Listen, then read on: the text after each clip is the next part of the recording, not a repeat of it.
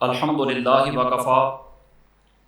وسلام علی عبادہ الذین اصطفیٰ خصوصاً علی سید الانبیاء علیہ التحیۃ والسلام اما بعد فاعوذ باللہ من الشیطان الرجیم بسم اللہ الرحمن الرحیم محمد الرسول اللہ والذین معہ اشداء علی الکفار رحماء بینہم تراہم رکعا سجدا صدق اللہ مولانا العظیم وبلغنا رسولہ النبی الکریم الامین ونحن علی ذلک لمن الشاہدین والشاکرین والحمد للہ رب العالمین ان اللہ وملائکتہ یصلون علی النبی یا ایہا الذین آمنوا صلوا علیہ وسلموا تسلیما الصلاۃ والسلام علیک یا سیدی یا رسول اللہ وعلی آلک واصحابک یا سیدی یا حبیب اللہ الصلاۃ والسلام علیک یا شفیع المذنبین وعلی آلک واصحابک یا رحمۃ للعالمین بعد از حمد و ثنا، آج اللہ رب العالمین کے فضل و کرم سے نئے اسلامی سال کا پہلا دن ہے، یکم محرم الحرام کا بابرکت دن ہے، اور آج ہی حضرت سیدنا فاروق اعظم رضی اللہ تعالی عنہ کا یوم عرس پاک بھی ہے۔ اس لیے آپ ہی کے حوالہ سے چند گزارشات آپ کے سامنے عرض کرنا مقصود ہے۔ اللہ کریم کلمات حقہ کو زبان پر جاری و ساری فرمائے۔ آپ کا اسم گرامی آپ جانتے ہیں کہ عمر ہے، اور کنیت ابو حفص ہے، اور آپ کا لقب فاروق اعظم ہے۔ آپ کے والد ماجد کا نام خطاب ہے، اور 8ویں پشت میں جا کر ان کا سلسلہ نسب حضور سید عالم صلی اللہ تعالیٰ علیہ وسلم سے جا کر ملتا ہے، اور حضرت فاروق اعظم کی والدہ کا نام انتما ہے۔ یہ ہشام بن مغیرہ کی بیٹی ہیں، اور یہ انتما ابو جہل کی سگی ہمشیرہ ہے، یعنی رشتے میں ابو جہل حضرت فاروق اعظم رضی اللہ تعالی عنہ کا ماموں لگتا تھا۔ تو عالی نسب خاندان کے ساتھ آپ کا تعلق ہے۔ حضور سید عالم صلی اللہ تعالیٰ علیہ وسلم نے جب اعلان نبوت فرمایا تو آپ جانتے ہیں کہ ابتدا میں بڑے تھوڑے سے لوگ مسلمان ہوئے، اور جو اسلام قبول کر لیتے معاشرہ ان پر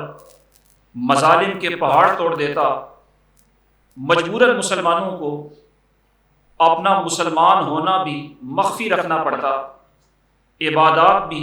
مخفی کرنا پڑتی، اور اس کے باوجود مسلمانوں پر عرصہ حیات جب بہت زیادہ تنگ ہو گیا تو سرکار دو عالم صلی اللہ تعالیٰ علیہ وسلم نے دعا فرمائی کہ اللہم اعز الاسلام بعمر بن الخطاب خاصتاً، کہ اے اللہ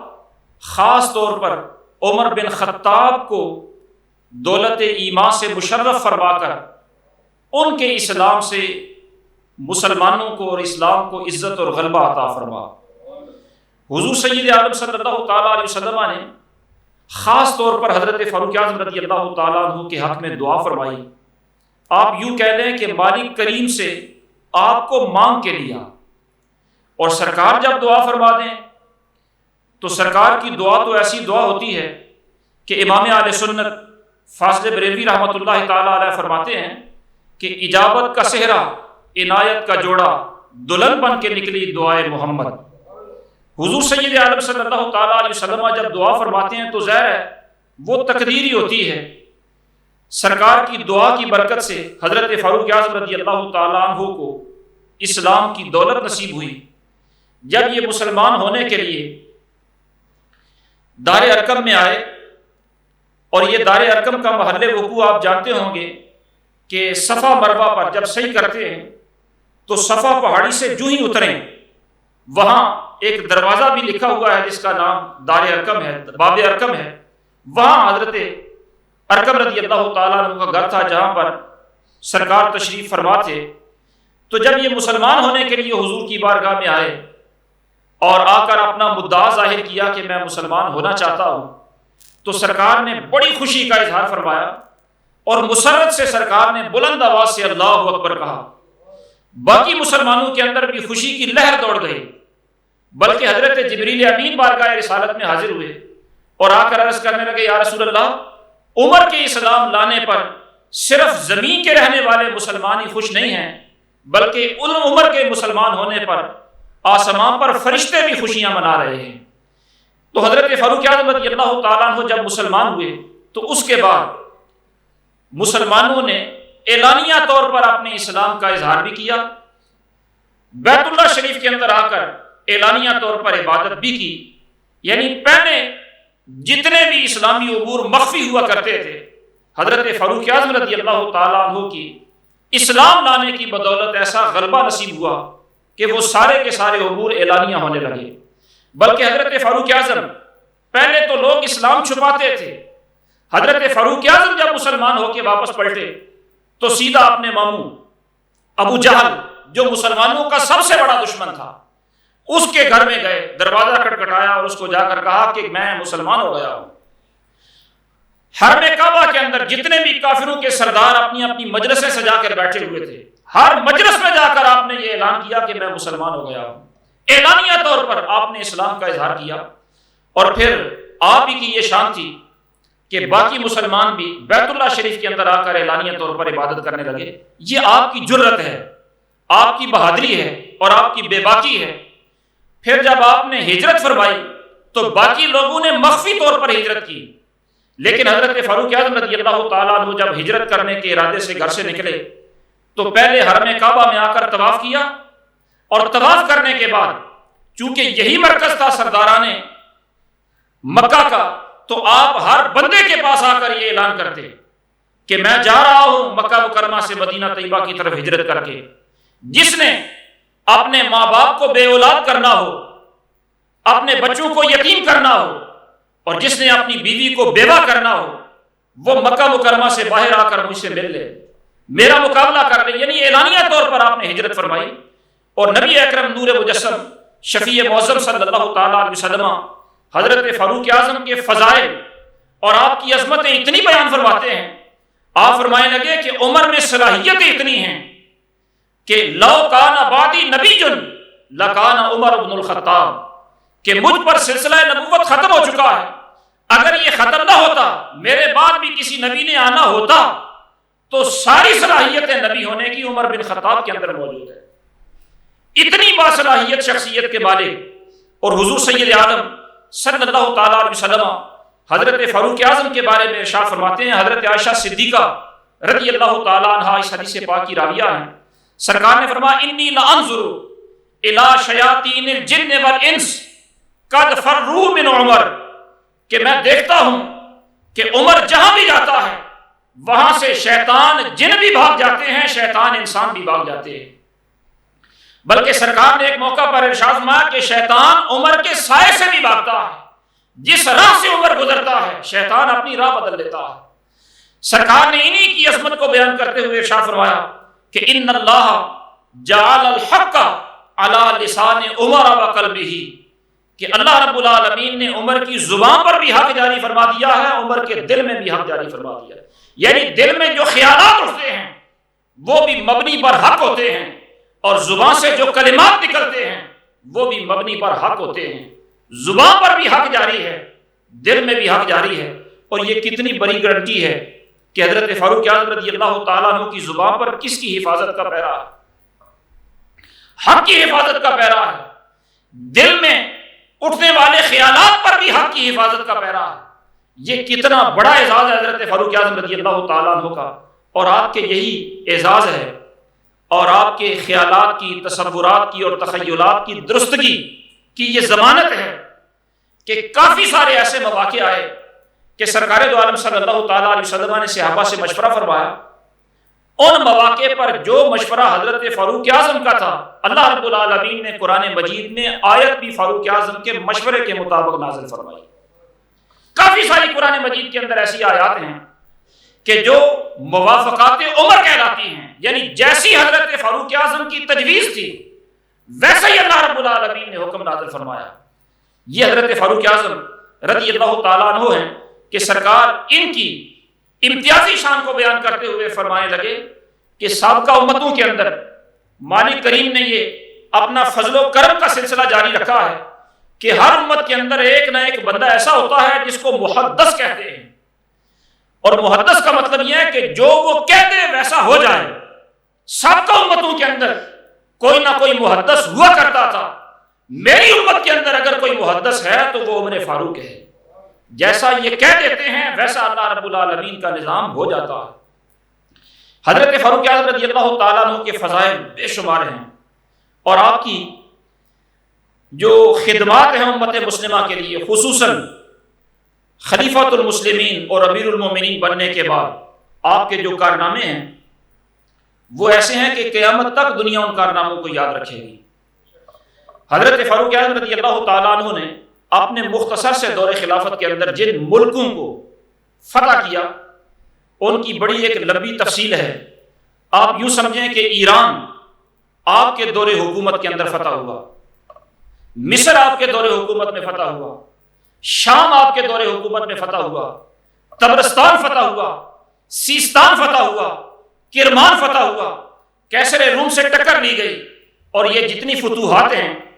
یہ فتوحات کیسی شان و شوکت کی فتوحات تھی، ان کا اجمالی سا تذکرہ میں آپ کے سامنے عرض کرنے لگا ہوں کہ حضرت فاروق اعظم رضی اللہ تعالیٰ عنہ نے خلیفہ بننے کے بعد ایرانیوں کے ساتھ جہاد کرنے کے لیے باقاعدہ یہ پروگرام بنایا کہ میں خود جاتا ہوں اور ایرانیوں کے ساتھ جہاد کرنے کے لیے مجاہدین کی خود جا کر قیادت کرتا ہوں، اس لیے کہ ایرانی اپنے وقت کی سپر پاور ہے، اور ایرانیوں کا اس وقت جو سپہ سالار تھا، سپہ سالار، اس کا نام رستم تھا، اور رستم کی بہادری کے چرچے تو آج بھی آپ لوگوں سے سنتے ہوں گے۔ تو اس کی سپہ سالاری کے اندر جو فوج مسلمانوں کو مٹانے پر تلی تھی، حضرت فاروق اعظم رضی اللہ تعالیٰ عنہ اسلام کا جھنڈا بلند کرنے کے لیے آپ نے ارادہ فرمایا کہ میں خود جاتا ہوں، لیکن اکابر صحابہ کرام نے یہ مشورہ دیا کہ آپ نہ جائیں، اس واسطے کہ آپ کا وجود مسلمانوں کی مرکزیت کی علامت ہے، آپ مدینہ طیبہ میں ٹھہریں، اپنی جگہ پر کوئی دوسرا بندہ بھیجیں، اور بندہ ظاہر ہے وہ ہونا چاہیے جو سپر پاور کے ساتھ ٹکرانے کی صلاحیت رکھتا ہو اور اس لشکر کو لیڈ کرنے کی صلاحیت رکھتا ہو۔ چنانچہ مشورے سے یہ طے پایا کہ حضرت سیدنا سعد بن ابی وقاص رضی اللہ تعالیٰ عنہ آپ کسی مہم پر گئے ہوئے تھے، انہیں بلایا گیا اور باقاعدہ ایران کی مہم کے لیے آپ کو لیڈر بنا کر بھیج دیا گیا۔ 30,000 کا لشکر مدینہ طیبہ سے بھیجا گیا، اور تقریباً اتنے ہی افراد عراق کے اندر حضرت خالد بن ولید رضی اللہ تعالیٰ عنہ کی قیادت کے اندر پہلے سے موجود تھے۔ اب یہ 60,000 کا لشکر ایران سے جنگ کے لیے قادسیہ کے مقام پر قیام پذیر ہو گیا، اور یہ قادسیہ کوفہ سے تقریباً 60 کلومیٹر کے فاصلے پر ایک مقام ہے، وہاں یہ لشکر ٹھہرا ہوا ہے۔ رستم نے بھی آ کر وہاں پر پڑاؤ ڈال دیا، اور رستم کی فوج کی تعداد 1,20,000 ہے، مسلمان 60,000 کے قریب ہیں۔ جنگ ہونے سے پہلے تقریباً 2 مہینے تک مذاکرات چلتے رہے، بات چیت چلتی رہی، اور یہ کوشش کی جاتی رہی کہ جنگ کے بغیر یہ علاقہ فتح ہو جائے، لیکن جب اتنا عرصہ گزر گیا اور مذاکرات نتیجہ خیز ثابت نہیں ہوئے، تو پھر حضرت سعد رضی اللہ تعالیٰ عنہ نے جہاد فرمایا۔ 3 دن تک مسلسل لڑائی ہوئی، رستم قادسیہ کے میدان کے اندر مارا گیا۔ وہ جس کی بہادری کے چرچے لوگ کرتے ہیں وہ حضرت فاروق اعظم رضی اللہ تعالیٰ عنہ کی فوجوں کے ہاتھوں واصل جہنم ہو گئے۔ چنانچہ اب یہ کافی لمبا عرصہ 2 مہینے کا تو انتظار تھا، اور یہ جنگ ایسی تھی جو سپر پاور کے خلاف تھی، اور ہزارہا حضور کے صحابہ اس کے اندر شریک تھے۔ تو حضرت فاروق اعظم چونکہ پہلے خود چاہتے تھے کہ معاملہ بڑا حساس ہے، میں خود جاؤں، لیکن حضرت سعد کو جب بھیجا تو مدینہ طیبہ کے اندر بے چینی سے انتظار کر رہے تھے کہ جنگ کی خبر کب آئے گی. کوئی قاصد ابھی تک نہیں آیا, کوئی پیغام پہنچانے والا نہیں آیا, حالات کیسے ہیں؟ چنانچہ اس انتظار کی شدت وقت گزرنے کے ساتھ بڑھتی گئی. حضرت فاروق اعظم رضی اللہ تعالیٰ عنہ پھر مدینہ طیبہ سے باہر نکل کر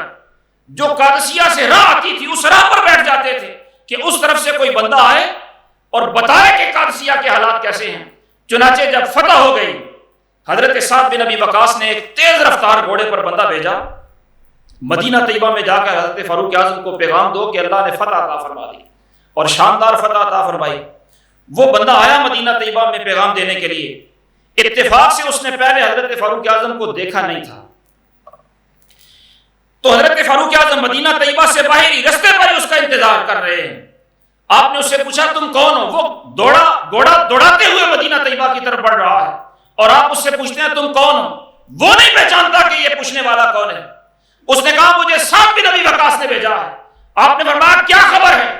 اس نے کہا کہ اللہ نے مسلمانوں کو فتح عطا فرما دی. اب وہ گھوڑا دوڑاتا جا رہا ہے اور آپ اس کے پیچھے پیچھے بھاگتے چلے جا رہے ہیں اور اس طرح بھاگتے چلے جا رہے ہیں کہ مدینہ طیبہ کی حدود میں جب داخل ہوئے تو لوگوں نے دیکھا کہ ایک اجنبی سا مسافر گھوڑا دوڑاتے ہوئے جا رہا ہے اور امیر المومنین پیچھے بھاگ رہے ہیں. تو کسی نے کہا امیر المومنین کیا ہوا؟ جب کسی نے امیر المومنین کہہ کے پکارا تو اب مسافر کو اندازہ ہوا کہ مجھ سے یہ بات کرنے والے امیر المومنین تھے. بڑا پریشان ہوا کہ میں ادب ادا بجا نہیں لا سکا. تو اس نے معذرت کی. آپ نے فرمایا معذرت کی بات نہیں ہے, مجھے بتاؤ مسلمانوں کو اللہ نے فتح کیسے عطا فرمائی. یہ حضرت فاروق اعظم رضی اللہ تعالیٰ عنہ کا اپنے آپ کو عامیانہ انداز کے اندر اور مسلمانوں کی فلاح و بہبود کے معاملے میں اتنا حساس انداز اختیار کرنا. اور پھر حضرت سعد بن ابی وقاص کو جب یہاں فتح ہوئی تو قادسیہ سے جو ایرانیوں کا لشکر بچا اس نے بابل میں جا کر پناہ لے لی. حضرت فاروق اعظم نے آرڈر جاری کیا, خط لکھا کہ بابل کا بھی محاصرہ کیا جائے. چنانچہ حضرت سعد بن ابی وقاص رضی اللہ تعالیٰ عنہ نے بابل کا محاصرہ کیا, اس کو بھی فتح کر لیا. یہاں سے ایرانی بھاگے تو انہوں نے مدائن میں جا کر پناہ لے لی. حضرت فاروق اعظم نے فرمایا کہ مدائن کا بھی محاصرہ کیا جائے. چنانچہ حضرت سعد بن ابی وقاص اور حضرت خالد بن ولید رضی اللہ تعالیٰ عنہ یہ دونوں صحابی اب بابل کو فتح کرنے کے بعد جب مدائن کی طرف بڑھے تو رستے کے اندر دریائے دجلہ آ گیا اور اتفاق ایسا کہ جہاں سے گزرنا تھا وہاں کوئی پل وغیرہ نہیں تھا. اب پریشانی کے دریا کو پار کیسے کیا جائے؟ حضرت خالد بن ولید رضی اللہ تعالیٰ عنہ لشکر سے آگے نکل کر دریا کے کنارے پر جاتے ہیں. ساتھ حضرت ابو عبیدہ بھی ہیں اور دریا کو مخاطب ہو کر یہ ارشاد فرماتے ہیں کہ اے دریا, اگر تو اللہ کے حکم سے چلتا ہے تو ہم بھی اللہ کے حکم کے پابند ہیں اور ہم تجھے فاروق اعظم کے عدل و انصاف کا فاصلہ دیتے ہیں کہ ہماری سواریوں کو رستہ دے دو. یہ کہہ کر حضرت خالد بن ولید نے اپنی سواری دریا میں ڈال دی. حضرت ابو عبیدہ نے بھی ڈال دی. پیچھے سارے 60,000 کے قریب لشکر انہوں نے بھی اپنی سواریاں ڈال دی اور سواریاں دریا سے پار سلامتی کے ساتھ گزر گئی. چنانچہ مدائن کو بھی انہوں نے فتح کیا اور مدائن ایرانیوں کا چونکہ دارالحکومت تھا اس کی فتح اتنی شاندار فتح اور اتنا مال غنیمت ہاتھ آیا کہ 60,000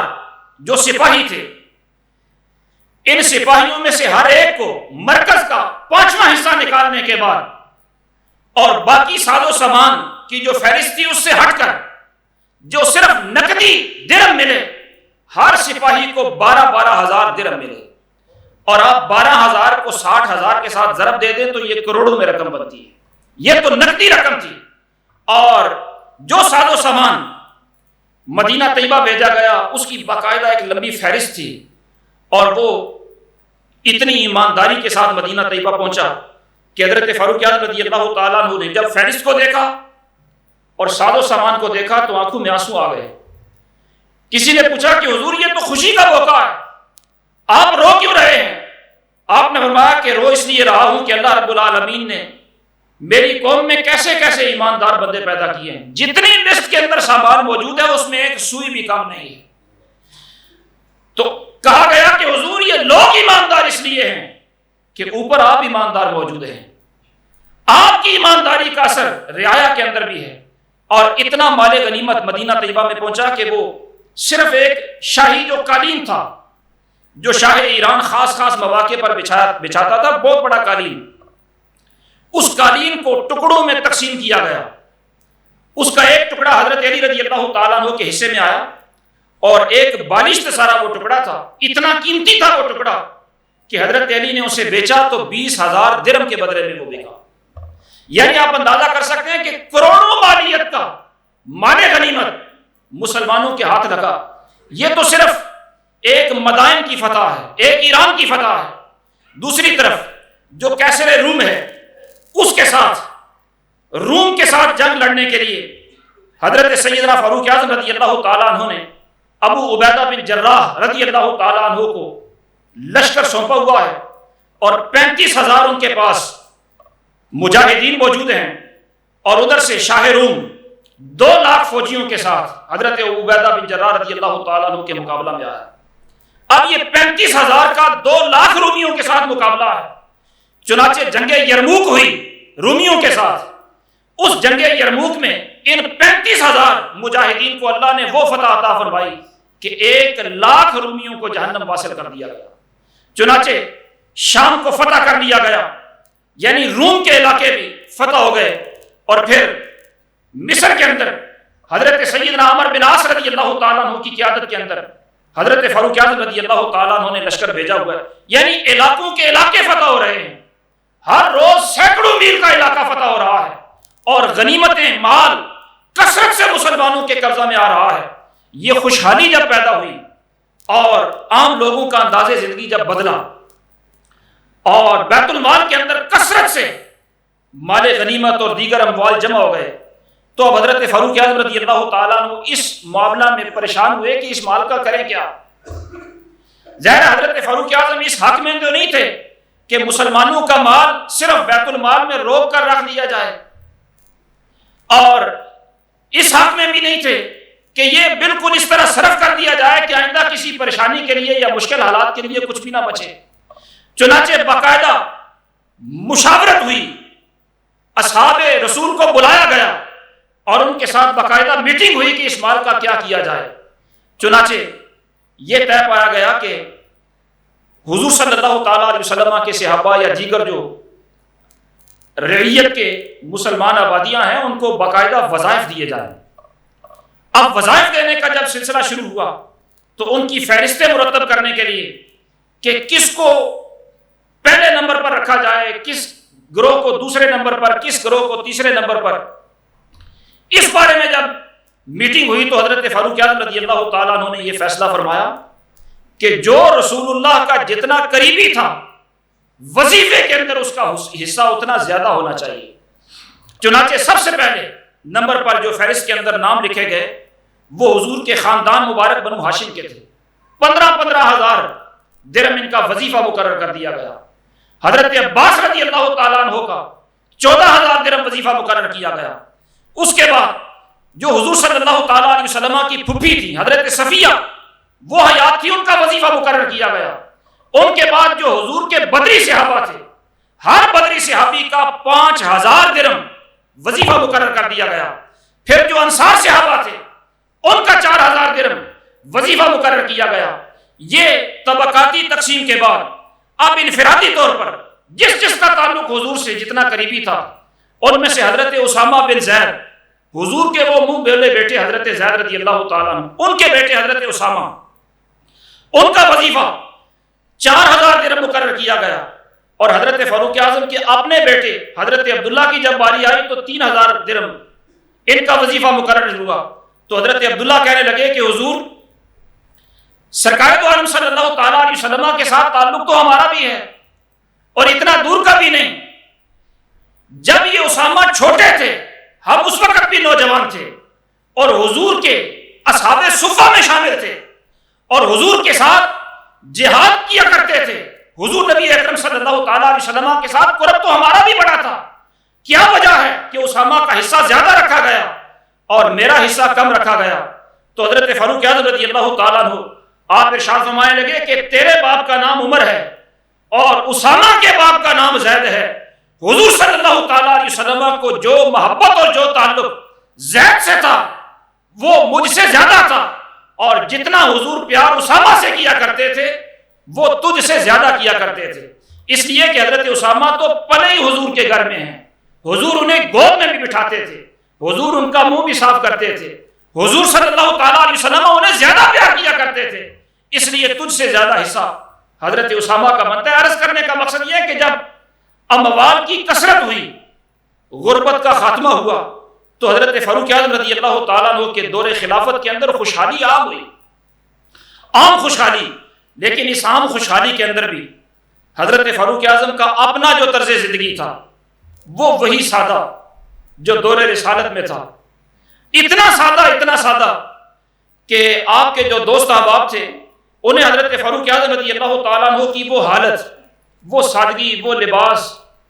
اسی لباس پر پیبند لگا لینا، وہ طرز زندگی دیکھ کر رحم آتا، انہیں ترس آتا حضرت فاروق اعظم پر، لیکن آپ کا مزاج ایسا تھا کہ کوئی کہنے کی جرت نہیں کر سکتا تھا کہ آپ اپنا وظیفہ بڑھا لیں، کوئی جرت ہی نہیں کر سکتا تھا، آپ کا مزاج ہی ایسا۔ اب صحابہ کرام نے حضرت فاروق اعظم کی خیرخواہی کرنے کے لیے سوچا کہ کوئی سفارشی ایسا ڈھونڈا جائے جس کی بات عمر فاروق ٹال نہ سکے، چنانچہ سفارشی جو ڈھونڈا گیا وہ آپ کی بیٹی اور مسلمانوں کی ماں حضرت حفصہ رضی اللہ تعالی عنہا کو تیار کیا گیا کہ ان کا حضور سے تعلق بڑا ہے، اس لیے یہ بات کریں گی کہ آپ بھی اپنے طرز زندگی کو ذرا اپ لیول کریں اور اپنے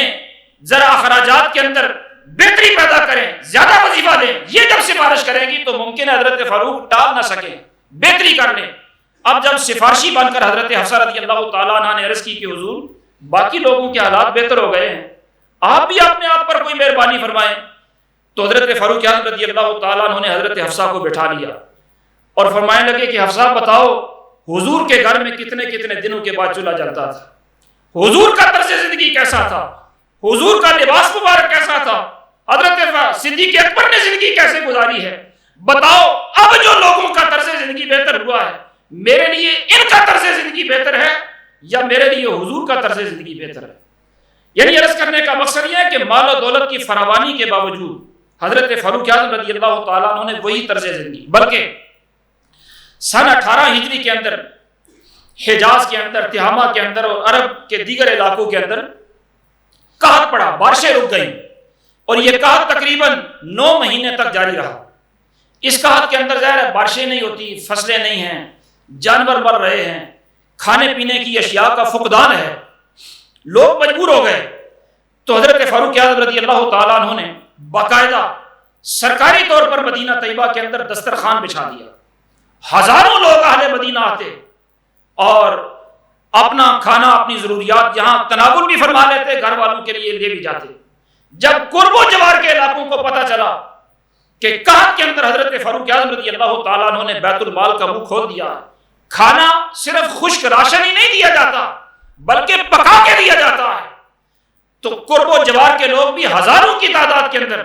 مدینہ طیبہ کے قریب آ گئے اور حضرت فاروق اعظم نے سب کے لیے دسترخوان وسیع فرما دیا، بلکہ جو لوگ دور دراز تھے اور قحط زدہ تھے وہ آنے میں مشکل محسوس کرتے تھے، تو حضرت فاروق اعظم رضی اللہ تعالیٰ عنہ نے باقاعدہ ٹیمیں بنوائیں جو خشک راشن ان کے گھروں میں پہنچا کر آتی، اور پھر باقاعدہ آپ دوسرے لوگوں کو بھیج کر انویسٹیگیشن کروایا کرتے تھے کہ جو مال بھجوایا ہے وہ جن جن لوگوں کو بھجوایا ہے ان کو ملا بھی ہے یا نہیں ملا۔ تو باقاعدہ آپ نے دسترخوان، اور دسترخوان کے اندر جو عام لوگوں کی غذا ہوتی وہی حضرت فاروق اعظم کی غذا ہوتی، بلکہ عام لوگوں سے بھی اپنی غذا کم ہی رکھتے۔ دنیا کے اندر آپ نے بہت سارے منتظم بادشاہ اور بڑے بڑے رعایا کا خیال رکھنے والے لوگ دیکھے سنے ہوں گے یا پڑھے ہوں گے، لیکن آج تک ایسا نہیں دیکھا ہوگا کہ بھوکوں کے لیے کوئی خود بھی بھوکا رہا ہو۔ بھوکوں کے لیے نظام و انتظام تو کر سکتے ہیں لیکن بھوکوں کی بھوک کو اپنے وجود پر ڈالنا یہ حضرت فاروق اعظم رضی اللہ تعالیٰ عنہ کا انوکھا کارنامہ۔ حضرت فاروق اعظم اس دور کے اندر اپنے وجود پر اتنی بھوک برداشت کیا کرتے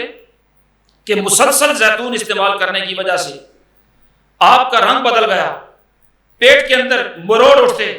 اور جب پیٹ کے اندر تکلیف ہوتی تو آپ اپنے پیٹ پر ہاتھ رکھ کے فرماتے کہ اے پیٹ صبر کر، جب تک عام لوگوں کی غذائی حالات بہتر نہیں ہوتے اس وقت تک تجھے بھی کھانے کے لیے یہی کچھ ملے گا۔ گوشت کھانا آپ نے ترک فرما دیا۔ یہ حضرت فاروق اعظم رضی اللہ تعالیٰ عنہ ہیں، امت پر آپ کے بے شمار احسانات ہیں، بے شمار احسانات ہیں امت پر، اور اسلام کے لیے آپ کی خدمات ایسی ہیں کہ رہتی دنیا تک ان کو یاد رکھا جائے گا۔ آج ان کا یوم عرس ہے، تمام احباب اپنے اپنے گھروں کے اندر آپ کے اصالِ ثواب کے لیے اہتمام بھی فرمائیں اور اپنے بچوں کو یہ داستانیں سنایا کریں کہ ہمارے ہیرو اور ہمارے اکابر یہ تھے۔ اللہ رب العالمین ان کلمات کو شرف قبولیت عطا فرمائے۔ وما توفیقی الا باللہ العلی العظیم۔